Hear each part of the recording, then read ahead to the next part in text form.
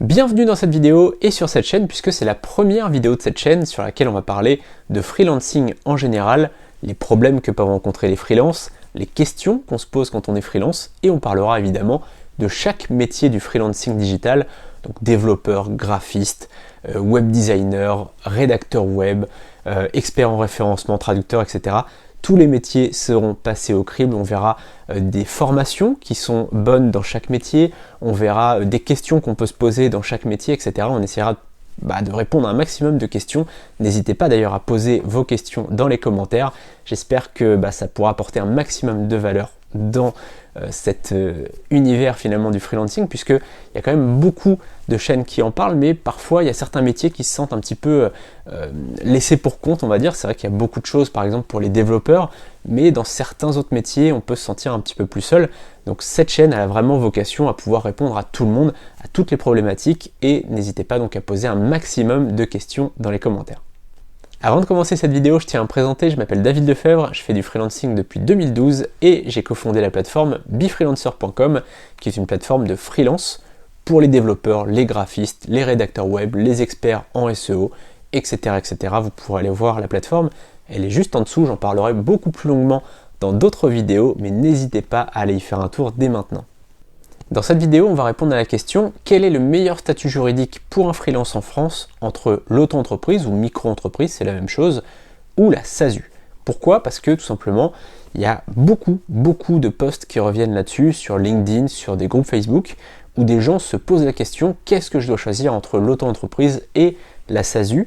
Est-ce que je dois plutôt privilégier l'auto-entreprise et sa simplicité, ou est-ce que je dois plutôt choisir la société, donc SASU, où je vais pouvoir peut-être retirer mes frais d'essence, etc., etc. Et donc je vais comparer un petit peu les deux et on va voir dans cette vidéo quel est le meilleur statut en fonction de votre situation actuelle.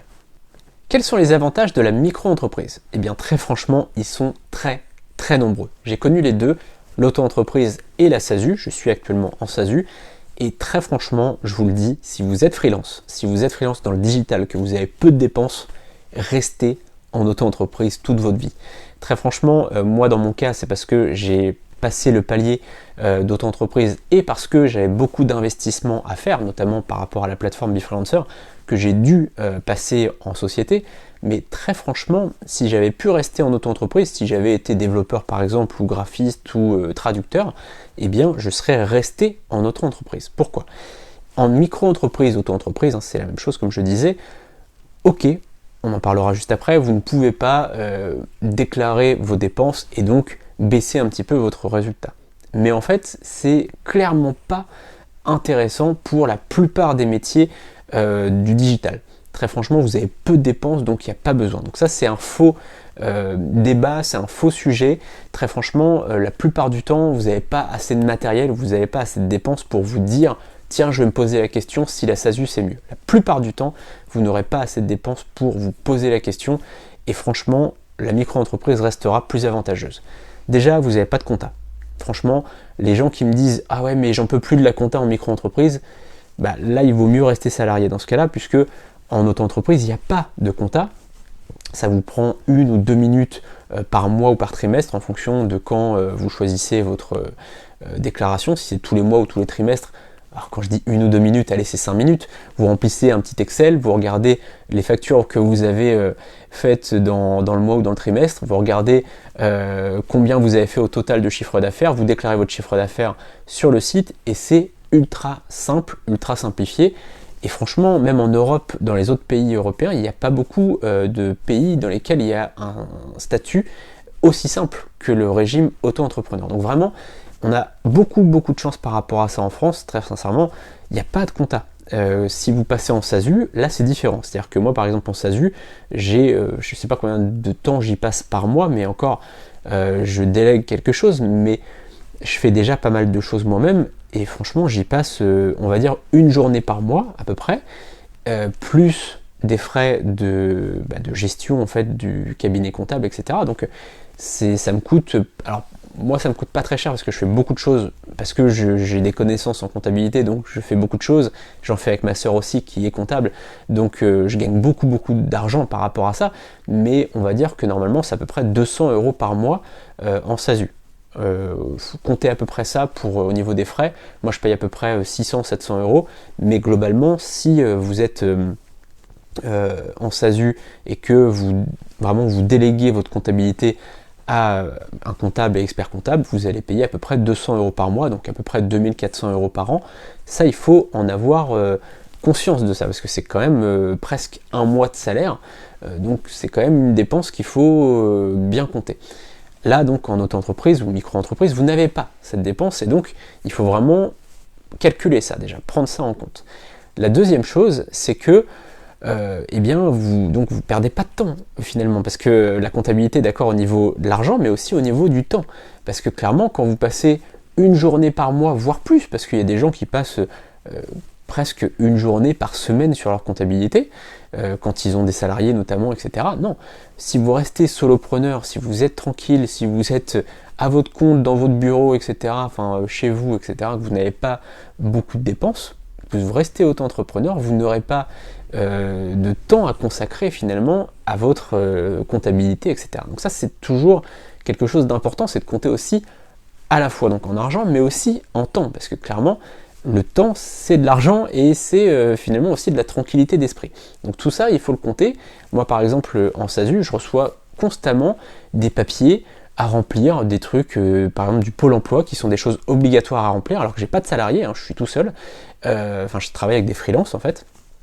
Mais j'ai constamment des papiers à remplir, des sondages qui sont obligatoires, qui sont par l'INSEE ou par le Pôle emploi, etc.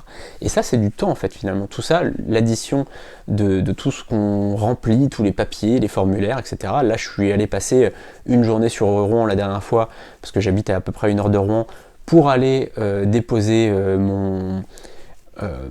mes comptes annuels, parce que tous les ans il faut déposer ses comptes annuels, donc ça il faut le faire. Si vous ne le faites pas, vous avez des pénalités, vous avez des amendes, etc.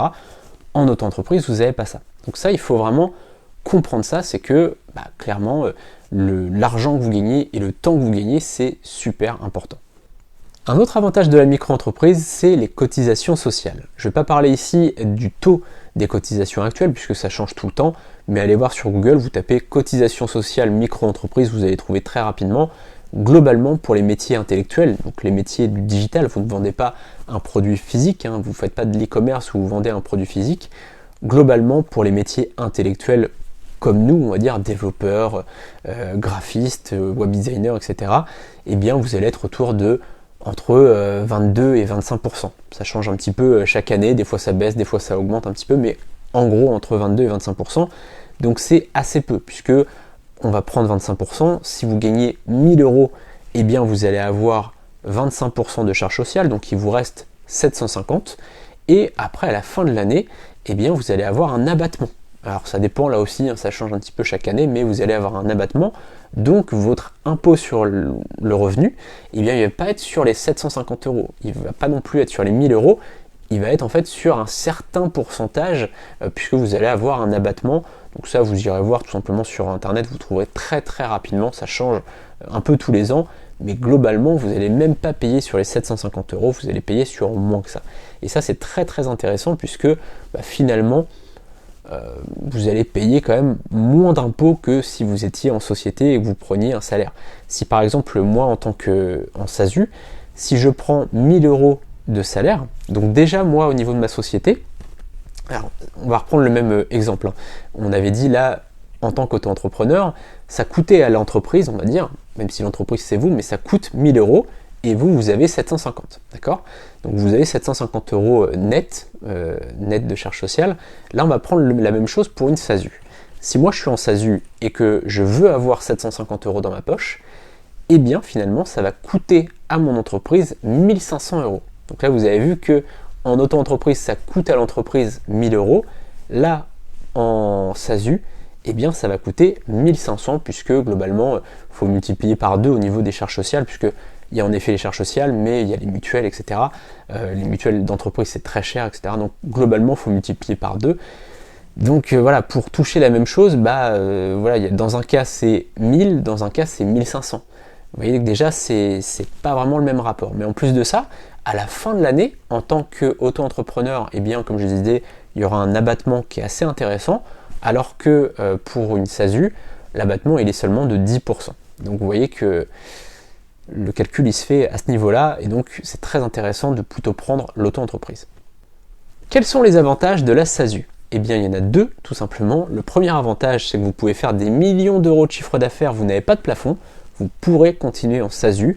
D'ailleurs il y a des sociétés qui sont en SASU, des gens qui sont tout seuls actionnaires, et qui font des millions d'euros de chiffre d'affaires. Donc ça c'est quand même pas mal, c'est de se dire que il n'y a pas besoin de réfléchir à il faut pas que je dépasse tel plafond, etc. Donc ça, clairement, si au bout d'un moment vous êtes en auto-entreprise et que vous faites 100 000 euros de résultats et que du coup vous êtes obligé de changer de statut, c'est même moins au niveau des plafonds, mais là c'est pareil, vous irez voir plafond auto-entreprise ou plafond micro-entreprise, vous trouverez, ça change un petit peu chaque année, eh bien vous pourrez aller sur la SASU, et là en l'occurrence il n'y a aucun plafond. Ça c'est le premier avantage.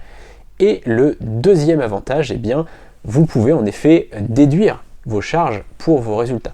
C'est-à-dire que vous avez votre produit, donc c'est-à-dire votre chiffre d'affaires, moins vos charges, d'accord? Ça donne votre résultat. Imaginons que vous ayez 100 000 euros de chiffre d'affaires sur l'année, d'accord? Donc vous avez fait un super chiffre d'affaires, 100 000 euros, c'est très bien. Et vous avez 60 000 euros de dépenses, d'accord? Donc par mois, vous avez à peu près dépensé 5 000 euros dans des outils, dans du matériel. Alors, quoique, après matériel, si c'est à plus de 500 euros, ça peut rentrer dans les immobilisations, donc là c'est encore autre chose, mais on va imaginer que vous achetez du petit outillage, des petites choses pas trop chères, que vous achetez des petits logiciels, vous achetez des abonnements, un autorépondeur, etc., ce genre de choses, eh bien vous allez tout ça pouvoir le déduire, et donc finalement vous allez avoir 100 000 euros moins 60 000 euros par exemple de dépenses, il va vous rester 60 000 euros de résultats d'exploitation. Évidemment dans les faits c'est plus compliqué que ça, mais c'est juste pour vous donner une idée, et donc finalement vous allez payer votre impôt sur les sociétés sur votre résultat d'exploitation. Vous voyez que ça peut être intéressant si par exemple vous avez beaucoup de dépenses. Moi par exemple dans mon cas, comme je vous le disais, j'ai créé Befreelancer, ça a demandé beaucoup d'investissement puisque je paye des rédacteurs, je paye des spécialistes en SEO, j'ai beaucoup d'outils différents, etc. Et donc forcément j'ai beaucoup de dépenses, et même si je fais un beau chiffre d'affaires, peu importe en fait, puisque j'ai beaucoup de dépenses. Donc finalement dans mon cas c'est plus intéressant d'être en SASU que si j'étais en auto-entreprise, vous imaginez bien. Mais pour un freelance, on va en parler juste après, mais globalement les dépenses ça va être assez limité. Donc il faut vraiment réfléchir à tout ça, puisque les dépenses pour un freelance du digital vont pas forcément valoir le coup de passer sur une SASU. Quel est le meilleur statut pour être freelance en France? Vous l'avez compris, c'est l'auto-entreprise, la micro-entreprise. Il y a très peu de cas où ce sera plus intéressant d'aller sur une SASU, comme je vous le disais, parce que à moins que vous vouliez faire vraiment une agence avec des freelances salariés, là en l'occurrence vous n'avez pas trop le choix, il faut passer sur une SASU, mais sinon si vous voulez rester seul, ou même faire des projets à plusieurs, on le verra dans une autre vidéo, je ferai une vidéo là-dessus, comment faire des projets à plusieurs quand on est freelance. Vous verrez qu'il n'y a pas besoin de créer forcément une agence et d'avoir des salariés et d'être en SASU, etc., et vous prendre la tête. Vous pouvez très bien rester seul en auto-entreprise, en micro-entreprise, c'est totalement possible, et on va voir comment.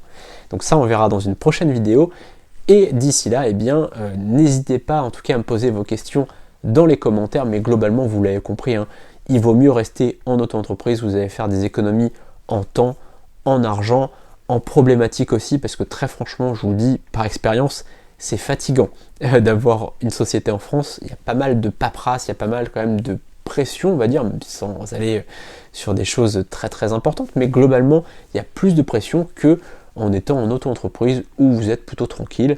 Vous pouvez avoir votre compte en banque personnel, vous n'êtes pas obligé d'aller sur un compte en banque professionnel, tant que vous avez un compte en banque séparé, c'est bon. Enfin voilà, la législation est quand même beaucoup plus cool avec un auto-entrepreneur, tant que vous faites les choses bien, tant que vous déclarez bien vos revenus, etc., c'est bon. Donc vraiment, restez sur l'auto-entreprise, vous serez beaucoup mieux, c'est mon conseil. Après, allez voir un comptable pour voir par rapport à votre situation, mais clairement, je pense que dans 99% des cas, ce sera plus intéressant de rester en auto-entreprise. On se retrouve très bientôt pour une prochaine vidéo. N'hésitez pas à vous abonner à la chaîne. À très bientôt.